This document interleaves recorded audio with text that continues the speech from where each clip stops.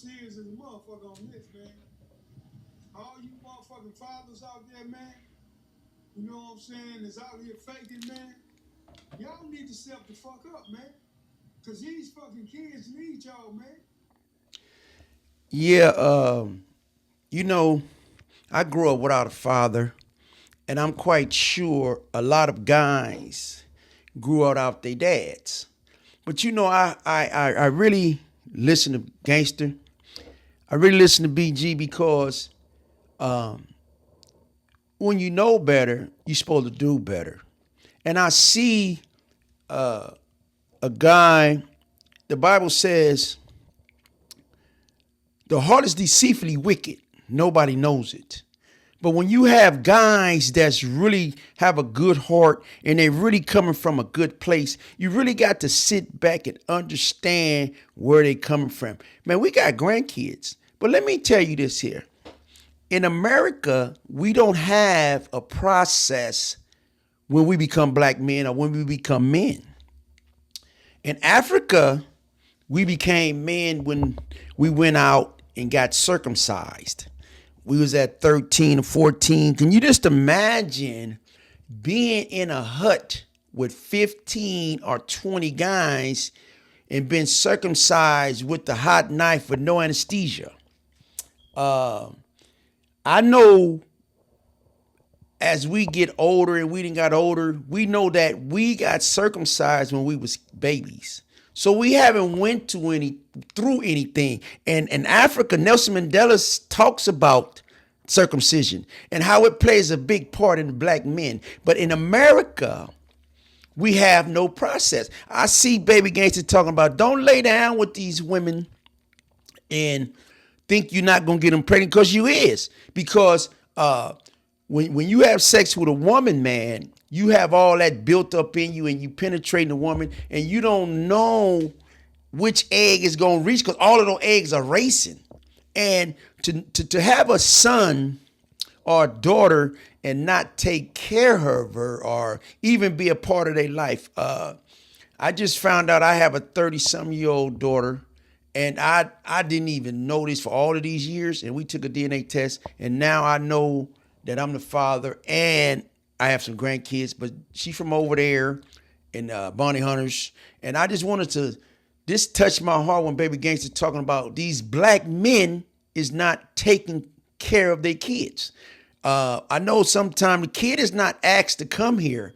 He come here from God bring him here, because there's no control over those millions of sperms that you shoot into a woman. But if you really wanted to be a father, step up. And if you really wanted to help this situation, man, that is really rapid all across the country, I see that this thing is a problem. I see that a lot of these guys, man, you know, if I was a doctor, I would want my son to be a doctor.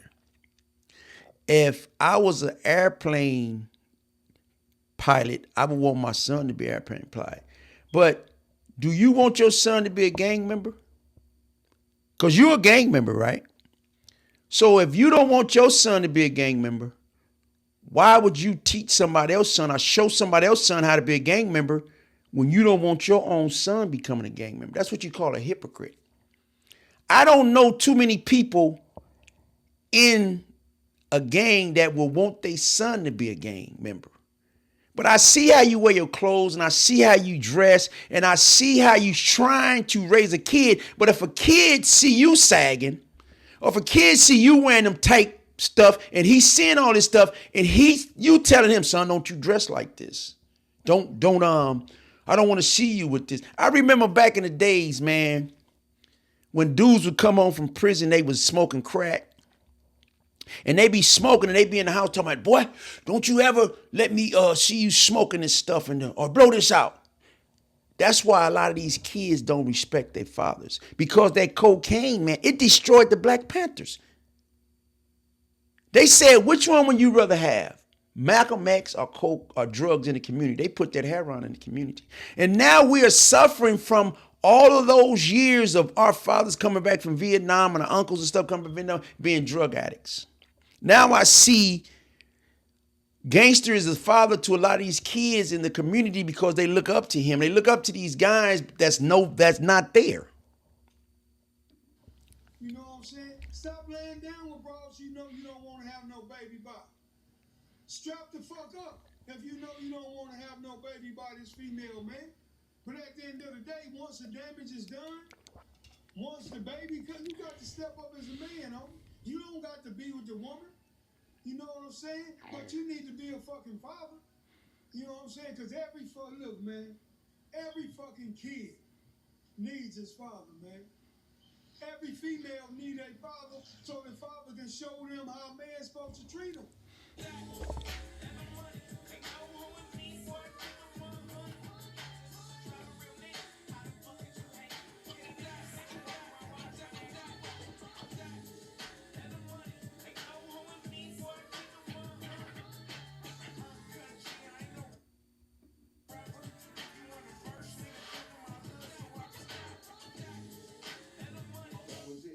I never stopped banging. I started banging hard and I got so hard that it was a shame. How you think they're gonna learn if you ain't there to show them?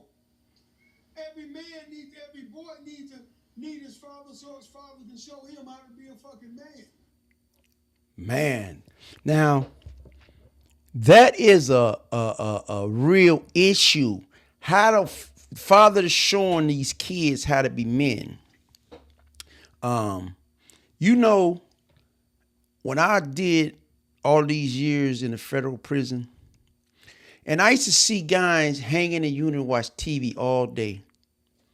And I used to wonder, I went and got 2 college degrees and some more degrees.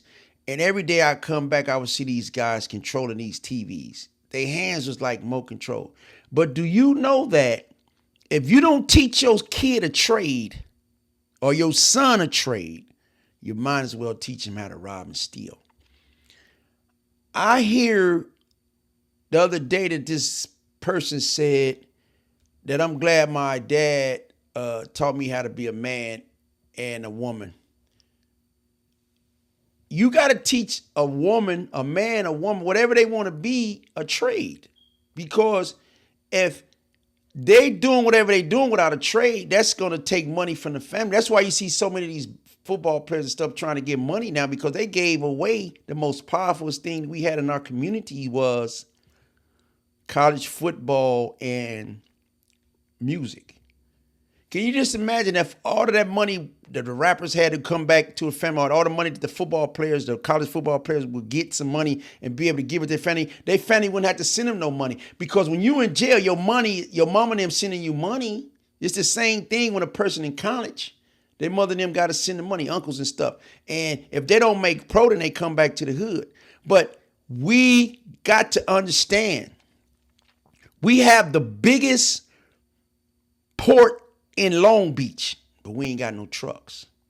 We have water from Venice to Long Beach, but we ain't got no boats.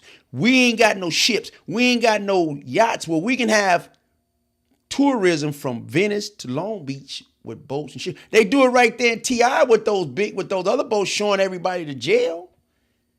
We can live on the water because this rent is so high. We can live on the water. We can lease those boats and ride them off every year because it's a business. Because I see they touring at the gang areas right now. But if we had, when COVID came down, we couldn't get that stuff out of the Long Beach harbor. But guess what? We need to start getting more trucks. We need to let somebody put $100 million in a trust, and we don't even need the 100. We just want the interest off the money. Let's get some of these rappers to put this money up. We just get the interest and buy trucks. And let's start getting that freight up out of that harbor because there's billions of dollars up in there. Let's get some ships, some yachts. Let's learn how to drive these boats from Venice to Long Beach. We got all these motherfucking women out here that's single moms thinking they the mom and the daddy and don't know what the fuck they talking about because you can never be the daddy. Stop holding it against the man because he don't want to be with you. So you holding the kid back. Man, we fucked up, man. You know what I'm saying? We fucked up and we got this big man, like they say, it take a village, man. And we got to come together as one, man. Look, man, I got a movement. You know, I feel Gangsta, I feel his pain. How could we fix this problem? How could we fix this situation that we in with these youngsters? Do you know it's a solution to that? And the solution is this. If we stop worrying about all of these rims, these cars, the paint, these shoes, hood day parties, who can throw the biggest parties, who got the best barbecue. Do you know that every Kennedy born in the United States, they put $2 million into a trust fund? Instead of you going buying that car, let's put up for each black kid that's born in America, we put money in a trust fund, we put money in his retirement fund, and we put money in his college fund. All we got to do is put $200-$300 in each one of those and don't even mess with it, because it's a thing called compound interest. OJ was getting $25,000 a month from his retirement. Can you just imagine if he would have, if his mother and them would have put up money when he was born or money when he got 5 or 6 years old, that would have been compound interest. He wouldn't have to pay to go to college. He would have, his retirement fund would have started when he was born instead of when he started working. That's when you really start your retirement fund. When you first get a job, they take the money out. And then Bow Wow mother used to take his money and get her money off the top of the little 10% for management, put the rest in the trust fund. That's why Bow Wow still have money. We can turn this whole thing around, gangster. But somebody got to understand how to put this money and where to put this money up for these young people and just let it grow. We can have all these programs, but if we don't start with these youngsters, with these trust funds, college fund, and retirement funds, we're going to really be in trouble, because majority of us is in jail because we was selling drugs. We were trying to get money. And guess what? I see other people in jail. They got all the money. They got cartels, but the other people was in jail for using drugs. We was in jail for trying to get money, robbing banks. But if we would have started off with a trust fund, then we get to a certain age, we don't want to go to college. We can take that money and start a business. But these guys is leaving these guys with no money. Like when I got out of jail, same thing with me. I set my kids up some money, but I left. And when I came back, I had to start over again. But at the end of the day, I had got an occupation out of prison. I learned, I got some degrees now. Now I have a trade. Selling drugs is not a trade. The only thing you're going to trade your butt from the street to in jail. And you're going to be in there for a long time. But today, man, if we listen to what's going on, we can fix this. It can be fixed. Right now, man, called G Riders, man. I got a G Riders movement right now, and that G stand for God. We God's riders, homie. And right now, we in the process of putting the paperwork in so that we can start our own political party, man. Wow, that's big, gangster, because as I was going through the process of me being incarcerated, I always looked up to Mike from Main Street. He been having a church a long time. I always looked up to Big One Punch from Broadway. I always looked up to Mike that lived over there by South Park. I heard all these guys start preaching the word. They started really being into the church. But Mike from Main Street, he always been a role model of mine. And I always noticed how his life is blessed. He's blessed. And I see you, a few other guys has really got, even my homie Slim from 9-0. I seen him get even E, my brother E from Mansfield, a lot of guys, man, that I was in prison with, I see that they are really trying to start a movement, because I see the shirt said God's Riders. Because if God is for you, man, ain't a devil in hell can be against us. And I know that when Martin Luther King was talking about the dream is one day little black kids and little white kids would hold hands and sing the old Negro spiritual, free at last, free at last. But you got to understand this here, brothers. If Martin Luther King said kids would be able to join hands. See, when you talk about kids, when they tell you they love you, they love you. When they tell you we need to start with the kids can't be racist. They're not racist yet. That's why he said the kids. He didn't say the grown-ups. He said the kids. It's many more parts of that speech that I heard a guy talking the other day say we have integrated into a burning house. Yeah. What he was saying was, when we kept talking about civil rights, it took too many years. But when he talking about the bus boycott only took 1 year. So you mean to tell me, if you stop spending your money with these people, they would give you what you need? See, that's the problem with us. We shouldn't have boycotted those buses. We should have bought them. Then we would have our own bus line. Do you know that in the 60s, when we had the bus boycott, we couldn't ride in the buses. So we had a thing called courtesy cabs. Courtesy cabs is Uber right now and Lyft. If we would have put our money in that, we wouldn't even have to worry about all this stuff right now. We would have our own business. But Uber and Lyft came out of the civil rights movement. That's why Martin Luther King say, oh, this is how you stop the European from killing us. You got to go after the money. You got to stop spending your money with them. Because we make so much money among blacks, but we give it to them right there. Because they say in the black community, it's only 2 days before we get the money. The Spanish community, all these other communities, money stay in the community longer.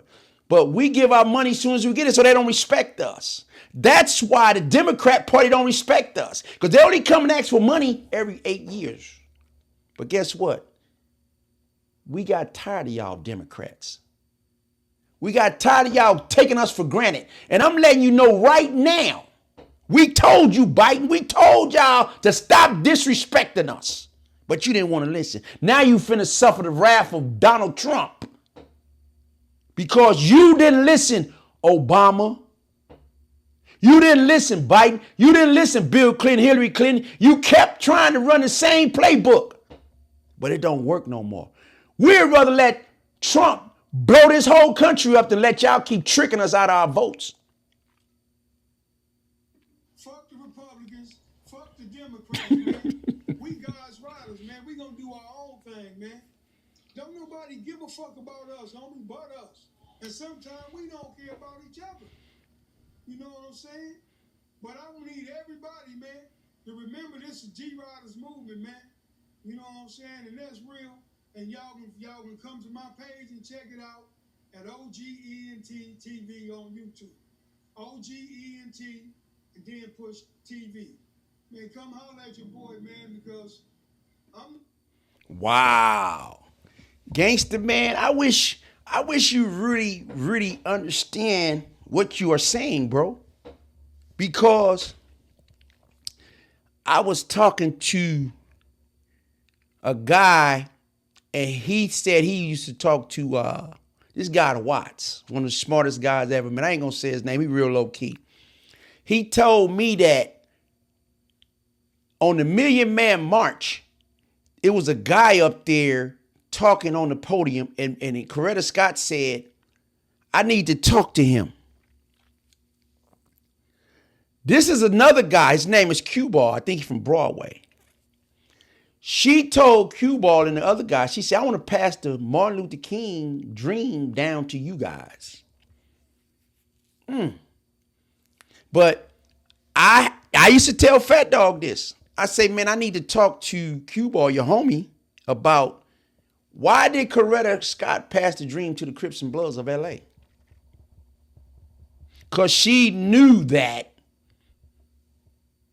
one day Gangsta, one day Crazy Poe, one day Big Punch, one day Big Quake, one day Merc, one day Spider, one day the Crips and the Bloods, the APBs, Bone, the Jungles, Fat Rat, all of these Trey K, all of these Crips and Bloods will wake up one day and say, listen, man, Coretta Scott passed the dream to us.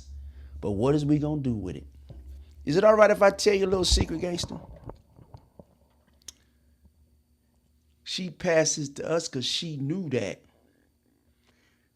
we can't be tricked no more. And guess what, gangster? When we go and ask the church or all these big churches and everything, we go ask them, hey man, is y'all going to get behind us like those people is behind Homeboy Industries? Is y'all going to get behind us? Because check this out, gangster. Let me tell you something personal between me and you. Half of the Bible was wrote in jail. So how could they deny a God movement? It's time for this movement, bro.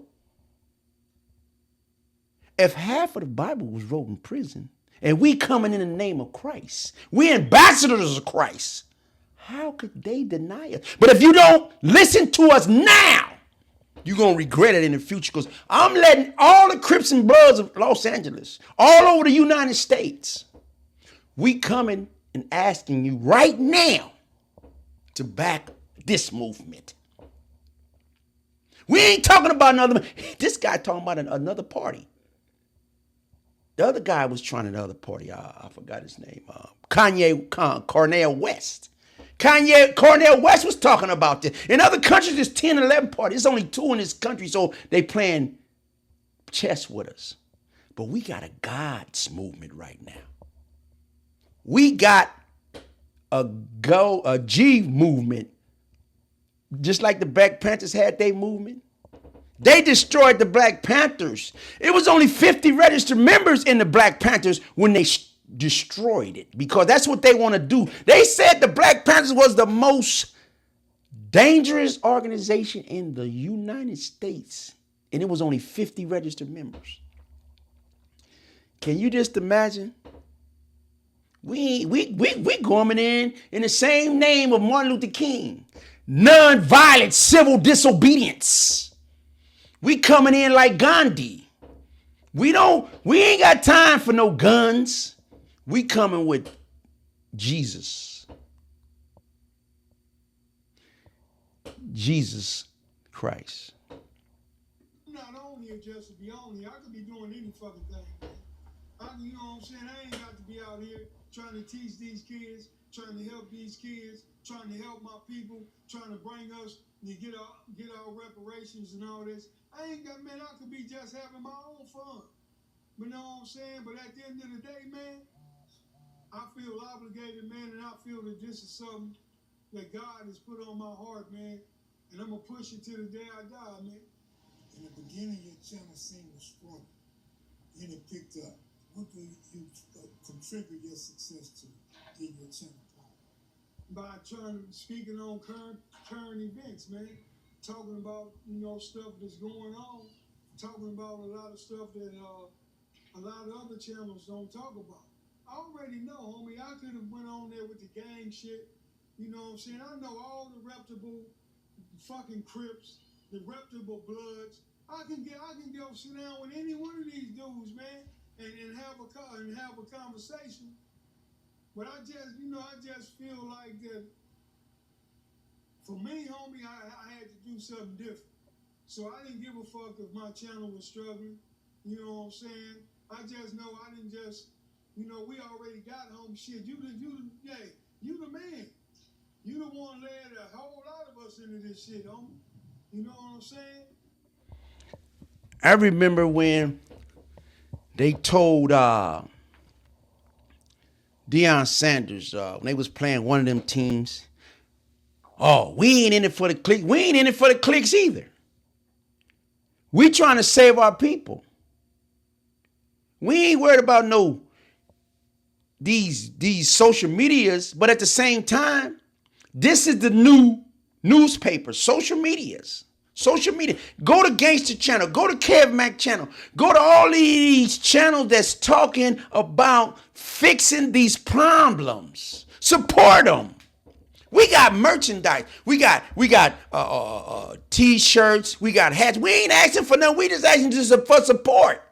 Support Gangsta. Support Kev Mac. Support OGLA Ron. Support Percy. Support Real. Support all of these people, man, with these podcasters that's trying to help. Big Herc. All of these podcasters that's really trying to help the community. See, we can be doing other stuff, man. We can be shooting basketball. We can be doing all this other stuff, but guess what? Our life is over with. It's all about the youngsters. Charleston White said he got a program for the youngsters. All other stuff he doing, but guess what? The Bible said don't let your right hand know what your left hand doing. He's doing things with his left, but you don't know what he's doing with his right. See, when you go try out for sports, they say, okay, I need y'all to do layups with the right hand. You go in there, you do a layup with the right, and they say, okay, let's do the left hand. See, brothers, we got to be ambidextrous. We got to learn how to use both hands. But we know this stuff in the streets. You can't let everybody see both of your hands. Jesus said, let the dead bury the dead. Why you think Jesus said that? Because he said some seed fall on good ground. Some seed fall on stony ground. Some seed fall by the wayside. But Gangsta was talking right now. This is seed is going to fall on good ground. What Pastor Mike talking about. These gang members is turning into community revolutionaries, dudes that's really trying to help fix this problem. I'm not going to no more funerals. Martin Luther King said, don't be telling me about my accolades. Just let everybody know what I did for Christ. It's all right to be a gang member. It's all right to be in first place. It's all right to want to throw your hood up, have hood day. It's all right to be a drum major, to have the drum major instinct, because everybody want to be number one. I ain't met nobody want to be number two. I joined to be number one. But guess what? It's nothing wrong with being a gang member or whatever you want to be, but be it for Jesus Christ. Let's see you apprehend that which have apprehended you for so long. Let's see you go after the Lord just like you went after that gang, like you went after that Lowrider, like you went after all these things. Let's see you do that. All the tough dudes I know, all the kingpins I know, all of these guys I was in prison with, guess what? 50% of them was Muslims. The other 50 was Christians. But guess what? Everybody got to get enlightened sometime. So you mean to tell me you going to live your whole life working for the people that's trying to kill you? And you the one, you started this shit here, so I don't want to try to do what you do. You know, that's your lane, homie. You know what I'm saying? I don't want to try to jump out in your lane. And no, I want to just try to make my own way, homie. You know what I'm saying? Yeah, I appreciate it. Me personally, I really thought you was going to jump out there on the Lowrider singing in the dope, but I understood why you didn't fuck with the dope. Yeah, I don't want to like, dope, homie. That shit, homie, when I look back and see what that shit did to our community and did to our people, man, I'm not trying to glamorize that shit, man. Yeah, I feel bad about it too. I remember the day I made the decision to quit. But let me say this before we end. I grew up fascinated with Lowrider. That's why I'm always on you about the Lowrider. Oh, man, you know I love Lowrider. That's my thing. I just bust my tray out Right now I'm doing a rag 67 in honor of my son. I'm gonna bust it out next year for his birthday, next summer. You know what I'm saying? Low riding, man, low riding is a lifestyle.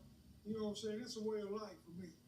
You know what I'm saying? And I love low riding, and I am gonna do a little more, you know, stuff about low riding on my channel.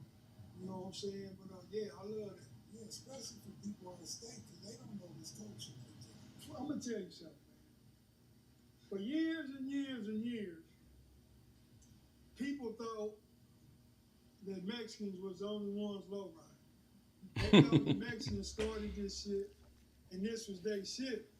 You know what I'm saying? But they only thought that because of the Mexicans had the outlets to the magazines and stuff. You know what I'm saying? You look in a Lowrider magazine, you don't see nothing black in there. Back in them 80s, and I mean the 70s and the 80s, you ain't seeing nothing black in there until like probably the early 90s. And then they still wouldn't let a sister be a model on your car. It had to be a Mexican. You know what I'm saying? But we've been doing this shit. I got people that got pictures from when their parents and grandparents was doing this shit, homie, in the 50s and 40s, homie. Don't get it twisted.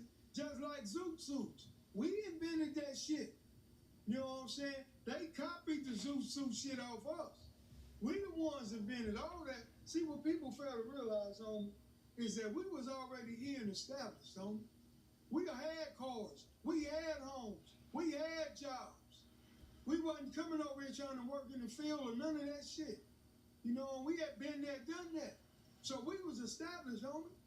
You know what I'm saying? It's a whole lot of shit that we did that other people claim, homie. You know what I'm saying? I know for a fact that they didn't do it first. I say we did it. Wow. You know what's so crazy, right? That's just like saying a black man invented the burrito. We know that the Mexicans brought it over here from Mexico or whatever, but who's been eating all the burritos? We've been eating all the burritos, tacos, the whole thing. But let's just say, for instance, I've been around lowriders all my life and since I was a kid. We've been doing lowriders so long, but the Mexicans been eating it up with everything we do. Look how they dress. Look how they wear their hair. Look how they wear their clothes. We the ones been low riding. I've been low riding for years. I mean, ever since I couldn't remember low riding. But just like rap music, we invented all that, but look who's eating it. It's all about who's going to make the money off of it. Now, if I don't let you be in my book, see, a lot of people don't know that. When you put these pictures in books and magazines and things like that, people really think that one culture started it. But if you don't never let the culture in that's been around at the same time, how you gonna know exactly who started it? That's just like they didn't let us read in slavery. Gangsta talking about, you know, they come over here and work. We the only people that work free. They work for minimum wage. We worked 400 some years free. They've been over here working and getting paid, even though they might get paid minimum wage, but they still getting paid. And when he talking about reparations, we haven't even got nothing for that. But to put stuff in order and perspective, low riding has been on that east side since I was a kid. And I want to get more into that because let's see what gangsters say. Together, but they damn sure didn't do it first. You know, and a lot of people, when you get to talking to them Mexicans and shit that want to say that, they only say it because they don't know no better, and most of them racist that say that. You know what I'm saying? But when it comes to this low riding shit, just like a lot of these brothers, they see a motherfucker with flake on his car. Oh, he doing that Mexican shit. Man, brothers was doing flakes before Mexicans, man. They was flaking cars before. It's a whole lot of shit that people be thinking it's other cultures or other races thing, but they didn't got it from us. You know Aiden? Aiden Duke? Yeah, used to do, on the east side. Yeah. Now, you talking about the east side now. If you a lowrider in South Central, east side, and you don't know Ethan, you got problems. I've been knowing Ethan so long that everybody think Ethan started over on 66. See, I've been knowing Ethan when Ethan lived on 69. I don't think too many people knew Ethan lived on 69 and did lowriders over there and everything before he moved on 66. I remember when Ethan actually moved on 66 because his little sister got hit by a car on that street on 69. And they moved from that street to 66 and start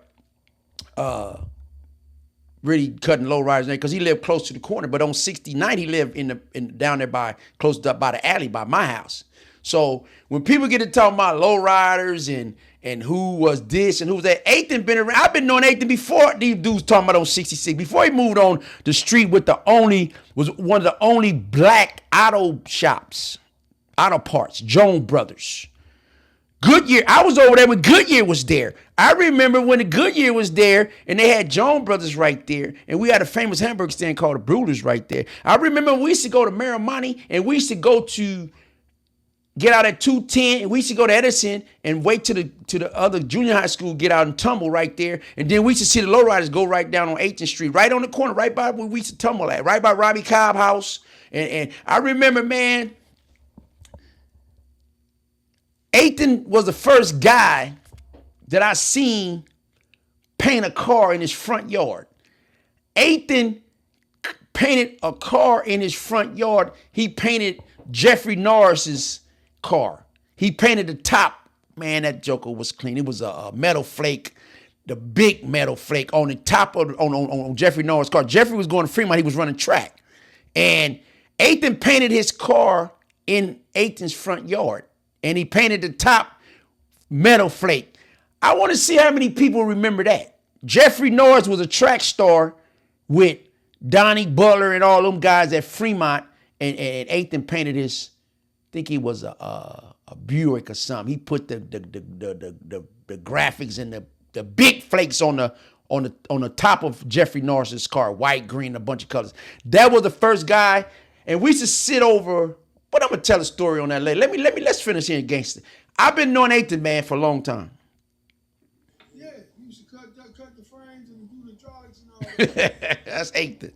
Aiden got a lot of good history that you talking about. Oh yeah, man. That's one of the homies that I got to interview when it comes to this low riding shit. He one of the ones I got to interview.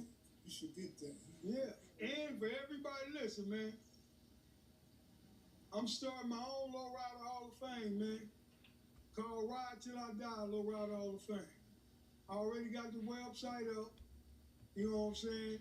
And I'll be having my first inductions next year. You know, and the first inductions is gonna be the homies that rest in peace. You know what I'm saying? Like a White Boy here, a Terry Carter, Turtle, you know, other people like that. You know what's so funny, right? I ran into Tweet in Leavenworth. I think Tweet got King of Chevys. And we was talking about lowriders and stuff. And Tweet, he liked to brag and everything. So Tweet brought out his photo album. And I showed Tweet, I say, Tweet, you see that car right there? That is a 59 Buick. That car right there used to be on Ethan's house.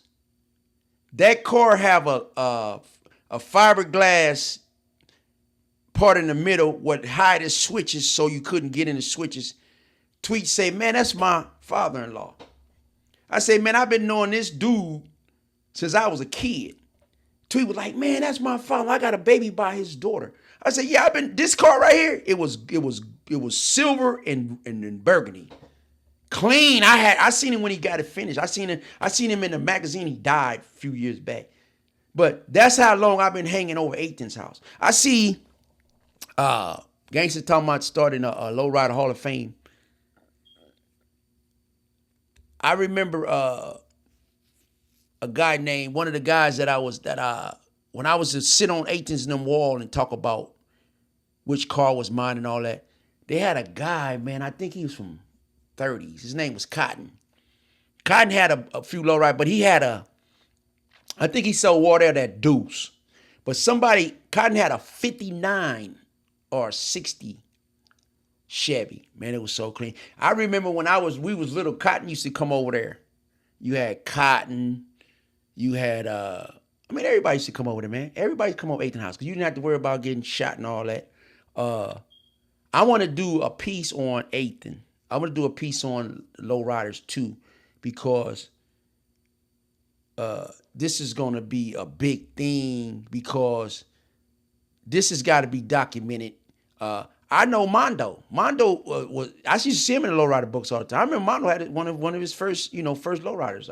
I know a lot of guys over there with lowride. We've been lowriding over there for years, man. My first car was one of those Rivieras with the boat back window. When I had got a 6.5, Ethan cut my car. He cut T Tiger car. He cut Michael Greenfield car. He cut all of our cars, man, back in the days. You know what I'm saying? And I went to school with Ethan's sister, Ida. And I know Ethan's other brother. One of his brothers drew cartoons, but his other brother name was Redbird. And I know the other boy lived next door to him too. But man, Lowriders is in our blood, man. Lowriders is over on the east side. It's been over there for years. We didn't have to go too far. We just go hang on Ethan's house and watch all the Lowriders. Titanium bars, flame and everything. Shout out to Tiger. Y'all gonna be surprised how I do it too, man. I'm gonna let y'all know now. I'm not just looking to have people in my shit. If you don't deserve it, if you didn't earn it, don't be mad when I don't call you. I'm not doing like everybody else just to have numbers. I'm putting the real lowriders. Just check this analogy.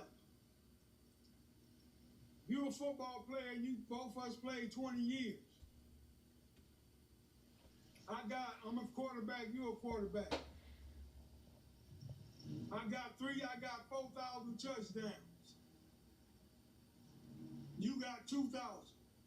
I'm going to the Hall of Fame. I remember one of the first guys, I think, that had a nice low rider. I think his name was Tweety Bird. The real Tweety Bird. I mean, the other Tweety Bird. He got a baby by Ingrid. He had a nice low rider. Aaron, a lot of those guys over there by Locke, because they had outlaws over there. But I remember, man, when them dudes used to come over Ethan's house, Jay Clayton. I see Jay Clayton over there and over there by Merck's house, by Ant's house, right there on Century with the pink 7, the silver bullet, and all of those guys. Because I talked to them pretty recently. But man, I really want to get into the lowrider culture a little bit deeper, because my uncle, I got an uncle named Reggie. He about 70. He used to come from Compton. He lived on Vermont down, right over there. My granny stay on 100 something in San Pedro. He come. That's one of the first guys I seen come over there from Compton in a red 64. That's 63. That was my uncle, and I used to see dudes come from Compton. Because I ran into Turtle. I ran into a lot of the guys that used to come from that way to come over Ethan's house and get their car cut and different things like that. But man, this car culture is big, and this lowrider thing is big. And I always knew that we used to go to Crenshaw. I never really went to the Boulevard out there in Compton, but you know what? I bought a few cars from Superior Motors out there in Compton. I think that was on Long Beach on one of those streets out there. Superior Motors. I remember Brad Mitchell, Chevrolet, and man, we used to just buy cars from everywhere. You ain't. It don't matter because you've been in it 20 years like me. You didn't do the work to get to the Hall of Fame. And that's how it's supposed to be, man. If you didn't put that work in, I don't care if you been, you might have been around 20, 30, 40 years, but you ain't did shit for no Hall of Fame. You know what I'm saying? The Hall of Fame, you got to earn it, man. Keep me posted. I like to cut some. Oh yeah, without a doubt, I'm gonna keep you posted. All right, thanks, brother. Hey man, I appreciate y'all. Like I said, y'all can look me up. Check me out on OGENT TV. And for all y'all brothers and sisters out there, man, come on home, man. We got to come home. We got to come together, man. You know what I'm saying? If we come together, look, man, these people, they depend on us being separated, man. You know what I'm saying? They just sit back and they be scared as fuck. If they even think we're going to try to come together, man. Because they know taping right now. If we don't come together, man, we can never achieve what we're trying to achieve. But if we come together, man, I swear, the world is ours, man. Foundational Black Americans, oh, man, the world is ours. Everybody got our swag, man. Everybody got our swag. We got this is our culture, but everybody greedy. Everybody want in on our culture, man. You know what I'm saying? Jamaicans, all other black races, all of them. They want in on our culture, man. They come to America, they come here and they get in on our shit. Africa, Japan, everybody, man. Canada, everybody. It's getting on our shit. So come on, all we gotta do is come together, man. And I guarantee you the whole world gonna change, man. Why we hating each other? Why we so fucking jealous? Why we so I don't care if he got $100 million. He earned it. I need to figure out how I can get it. Not hate on him. That's our problem, man. And all you women out there wearing that fake ass hair and that fake ass weaves and all that fake ass shit, that shit is killing y'all, man. Asians don't even wear that shit. That shit is giving us cancer, man. Yeah, and y'all, man, hey, look, man. Go look at some old black videos. All you sisters, man. Look at some old black videos and see how y'all sisters look with them fucking naturals, man. Fucking beautiful, man. And can't nobody do that but us. But y'all want y'all shit straight like these Chris Ayers knackers. Come on. You know what's so crazy, right, about this is, this take me back to elementary school, junior high school, and Fremont. Man, I remember when Michael Allen and his girlfriend Veronica won. I think they won one of them best dress or something like that. Man, I mean, man, we was so clean in the 70s, man. Our naturals, our hair was nice. Them was some of the most beautiful young ladies I seen in the 70s going to school. Edison, Fremont, because, I always had long hair, but when I used to see those women coming from the Pueblos, coming from the village, we used to be at Bethune Park, would you braid my hair, man, I mean, the way we used to dress in the 70s, the way we used to wear the afros, the bell bottoms, the elephant ears, the window panes, the seamless Gap jeans. Then we start wearing the tees. Then the dudes from the West Side start coming with the 501s, with the Neiman Marcus hats, and I see Cadillac Bob, and then with the Adidas sweatsuits, and we used to just be so. Everybody just looked so nice back in those days, man. When we had natural hair, braids. We didn't put no perms in there. We might have put a press and curl in there a little bit, but man, we used to go to Sir George, man. We used to go to he got so rich he opened up 2 stores. I used to go to Sammy Green's, get the hamburgers, Funky Mamas, man.